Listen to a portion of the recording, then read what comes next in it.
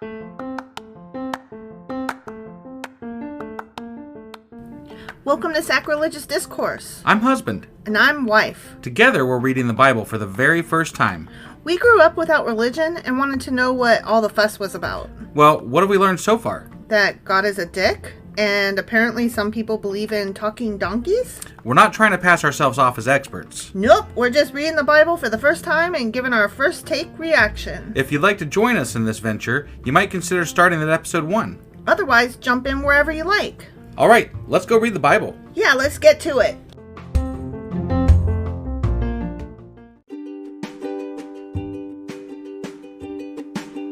Hey wife, did you know that Anchor is sponsoring our show? Really? Don't we use Anchor to distribute our podcast on Spotify and Apple Podcasts? Yeah, and we are on just about every other platform available as well, thanks to them.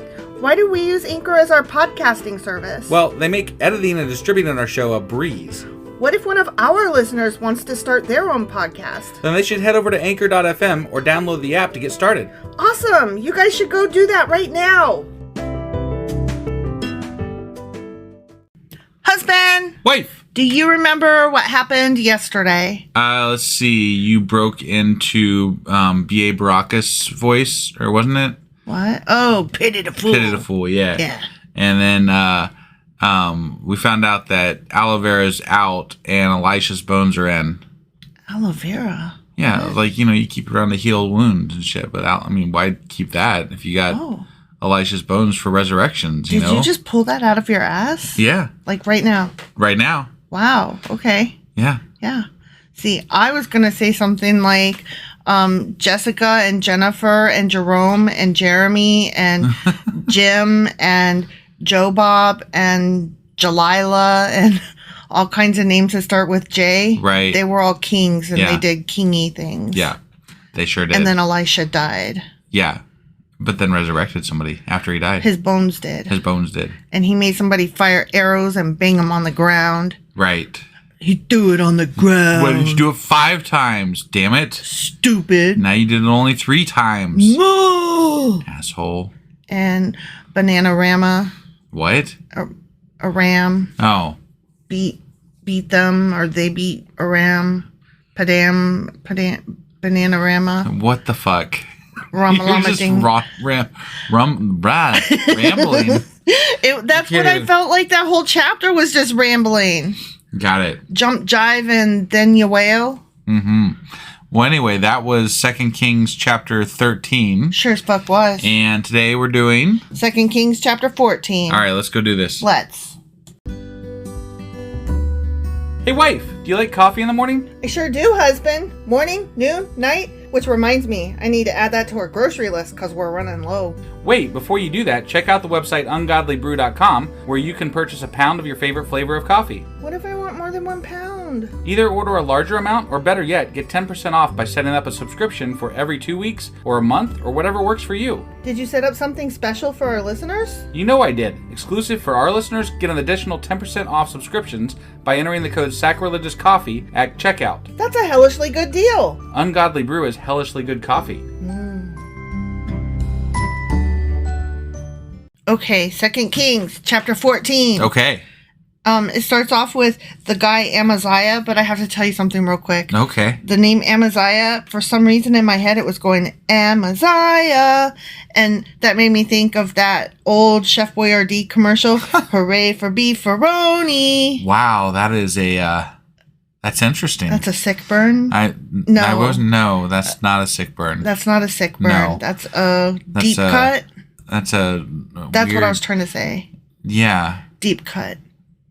We'll go with that. Yeah, sure. I mean, that's not something that you would pull out. I was thinking it was a weird connection. Like Amaziah. Hooray for Amaziah. But yeah. Sometimes when things have really good syllable beats, it makes me think of other things with similar syllables. Got it. Unlike when people have the same letter of the first name. That just sucks. That was horrible. But Amaziah. Right. It's good. Yeah. It's good. It's fun. Yeah. Okay. Amaziah, Beefaroni, son of Joash, began to rule over Judah in the 2nd year of the reign of King Jehoash of Israel. Got it. Amaziah God. was 25 years old when he became king, and he reigned in Jerusalem 29 years. 29. His mother was Jehoiadin from Jerusalem. His mother's name started with a J too? Jesus Christ. Get the fuck out of here with that. You are lying. Amaziah. Oh my God. Did what was pleasing in the Lord's sight, but not like his ancestor David. Yeah, David was so much better than Amaziah. Amaziah was awesome. I think he was better than David because his name was more fun. Okay. Are you irritated yet? Uh-huh. Okay. Instead, Amaziah followed the example of his father Joash. Amaziah did not destroy the pagan shrines, that motherfucker. Oh, man. And the people still offered sacrifices and burned incense there. What an asshole. So he wasn't all that. He was still good. He was almost as good as David. But not quite as good He as didn't. David. His hair was not as pretty. Right, yeah. It's all about the hair. It's all about that hair. About that hair. What? Nothing. If you can't make it a song, it's not worth saying. Got it. Okay. When Amaziah was well established as king, he executed the officials who had assassinated his father. Fair, okay. Fair. Because remember, So I guess either they were working for him and he was like covering up his tracks, or they weren't working for him and he was like, fuck you. Fuck you for killing my dad, even though it made me be a king. Either way, they never did really explain why he assassinated them. No. Or why they assassinated them. It's like he ruled for all these years and they were like, cool, cool, cool. And then they were like, okay, but no, we're done with you now. Right. Yeah, out of the blue. Yeah. However, he did not kill the children of the assassins. Well, that's awfully nice of him. I love it when people don't kill children. Yeah, that was really great. For he obeyed the command of the Lord as written by Moses in the book of the law. Can you imagine if law was like it was back in biblical times, and like if something happened to your dad, you got punished for it, right? Died, essentially. But he followed the law that said parents must not be put to death for the sins of their children, nor children for the sins of their parents, even though God does it all the fucking time. Right? Yeah. Those deserving to die must be put to death for their own fucking crimes. I mean, that's what that's what I would think, yeah. Right? Did you know that in Alabama right now they're talking about ways to kill prisoners? They've been arguing apparently over whether this new cocktail of nitrous something or other is humane. Right. And they decided, no, I guess not. So instead they're just continuing on with their lethal injection, one of which took 3 hours to kill somebody. And one of the doctors on site is reported as having said that the people administering it were incompetent to the point of danger. Wow. And he was saying that about people whose job was literally to kill somebody. Right. Right, yeah. The good stuff, those Christian people that like to murder people. Well, I mean, yeah. Prisoners. I don't know that has anything to do with Christianity, but... Well, it's the Christians that are for it. Generally speaking, not always, but I mean, the act itself is a job that somebody's doing. Now, should you want that job? I wouldn't think I would want that job. I don't want that job. It is somebody's job, not a Christian thing. But so it's kind of unfair to lay that on Christianity. Okay, hold on. The job itself, yes, can be done by whoever is in that position. But the notion of killing prisoners, that is led and pushed by Christians. And again, generally. But it is not a Christian cause, so to speak, but it is. But the Christians are for it. It is generally on that side of things. The Christians are for it. Again, generally. Because they do not actually love life the way they say they do. There are many Christians who are not for the death penalty, so... Well, I bet that those same Christians that are not for the death penalty are probably more pro-choice, and they do not represent the majority of Christians. Well, and I would imagine that there are actually some atheists who are pro death penalty. Things. Yeah. Well, those people suck. Well, and I think they're trash. I'm just saying. You should not be for the death of people. That's all. Right. I agree. Okay. But Just saying. It's not a Christian thing necessarily. Whatever. I disagree with you. Okay. Okay. Amaziah also killed 10,000 Edomites in the Valley of Salt. What a great guy. Salt and pepper. Killing 10,000 of those people. He also conquered Selah and changed its name to Joktheel, as it is called to this day. Okay. I've never heard of that place. I haven't. But that doesn't mean it doesn't exist. I was going to say, I haven't heard of a lot of places. Right. No, I'm just saying. One day, Amaziah sent messengers with this challenge to Israel's king Jehoash. I'm so sorry. I keep fucking that name up really Right, because bad. it starts with J. Yeah. Jehoash, the son of Jehoahaz and grandson of Jehu. So he made this challenge. Come and meet me in battle, bitches. Yeah. But King Jehoash of Israel replied to King Amaziah of Judah with this story. Out in the Lebanon mountains, a thistle sent a message to a mighty cedar tree. Give your daughter in marriage to my son. Because trees and thistles have daughters and sons. I'm assuming that this is some sort of a... It's a parable. Yeah. But just then, a wild animal of Lebanon came by and stepped on the thistle, crushing it. You have indeed defeated Edom, and you are proud of it, but be content with your victory and stay at home. Why stir up trouble that will only bring disaster on you and the people of Judah? Right. What a fucking strange parable. Why did he need to be like, you're strong, you thistle, but you could get stepped on. Right. So don't be all thistling. Well, he's probably trying to stroke his ego while saying, no, you're going to get your ass crushed. I guess. I mean, that's all. It just seems like a really, I don't know. One day a pencil said to a pen. You know what I mean? Like, whatever, weirdos.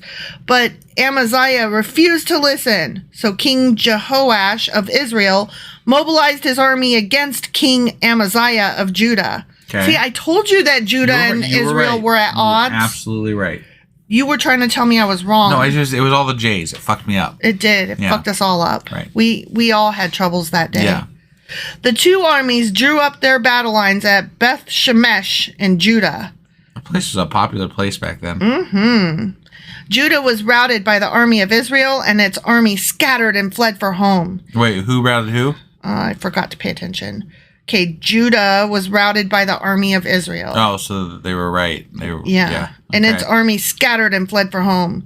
King Jehoash of Israel captured Judah's king, Amaziah, son of Joash and grandson of Ahaziah, at Beth Shemesh. But I know he reigned for 29 years, so is this like... Is this towards the end? Is this at the end of the 29 years, or what?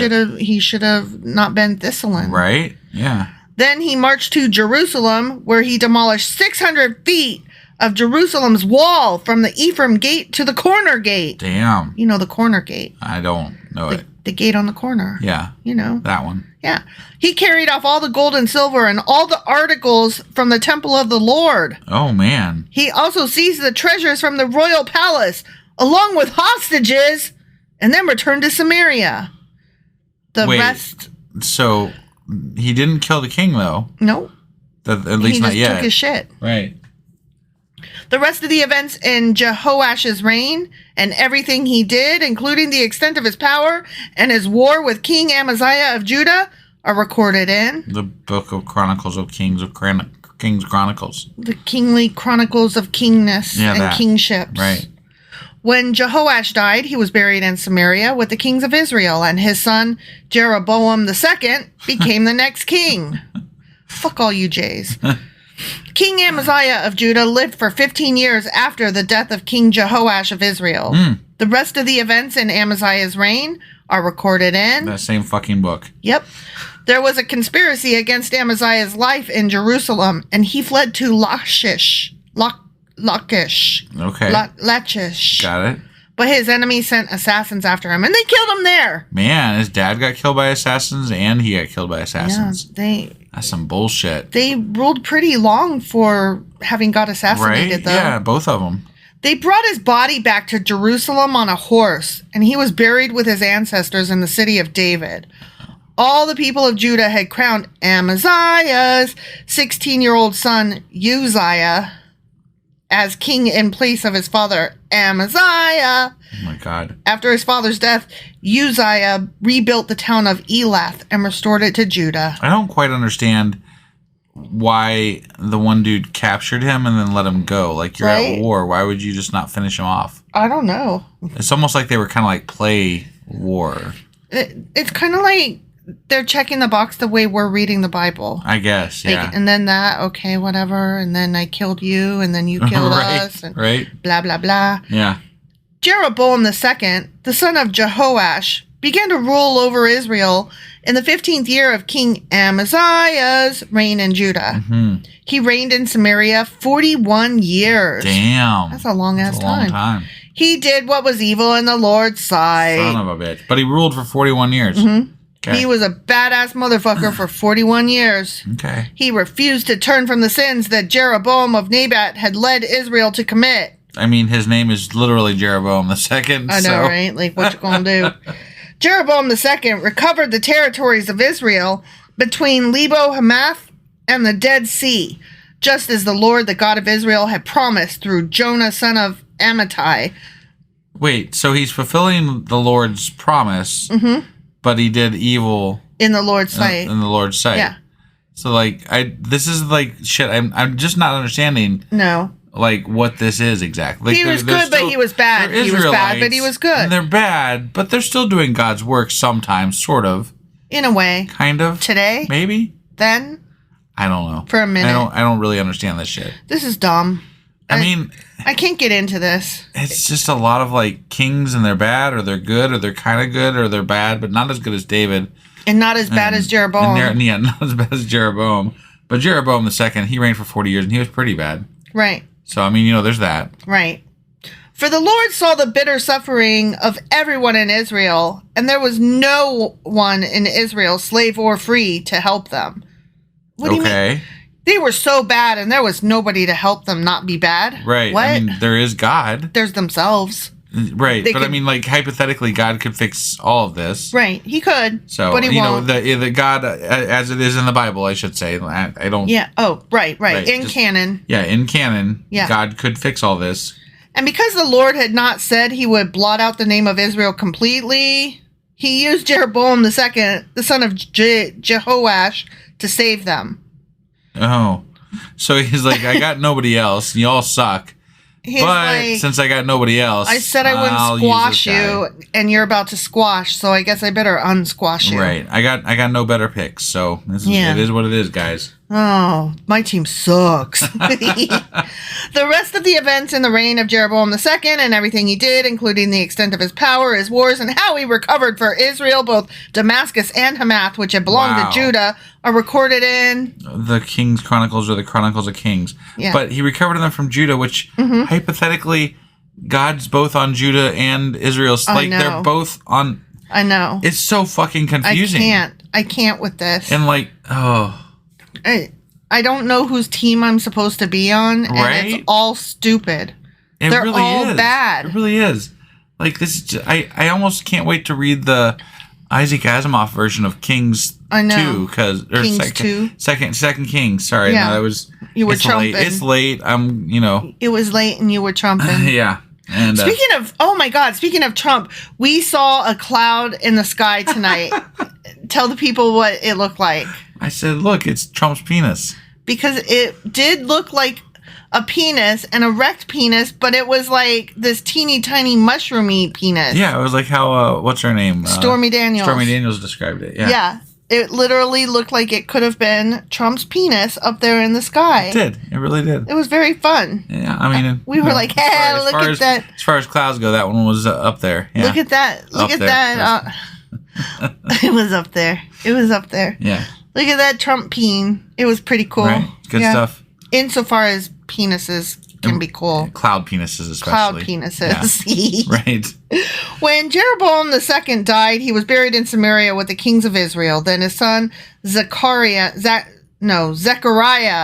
there we go, became the next king. At least he had the good sense to not name him something that started with J. Or Jeroboam the third or fourth or fifth. Yeah. Zechariah. Right. Yeah. That reminds me of there's a Dr. Seuss cartoon, like animated thing. Mm-hmm. Only his name was Zachariah, not Zechariah.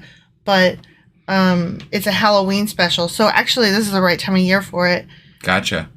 You should watch it. The end. Okay. All right. Well, that was 2 Kings chapter 14. And yes. And tomorrow we'll be back with 2 Kings chapter 15. We'll see you guys then. Boy.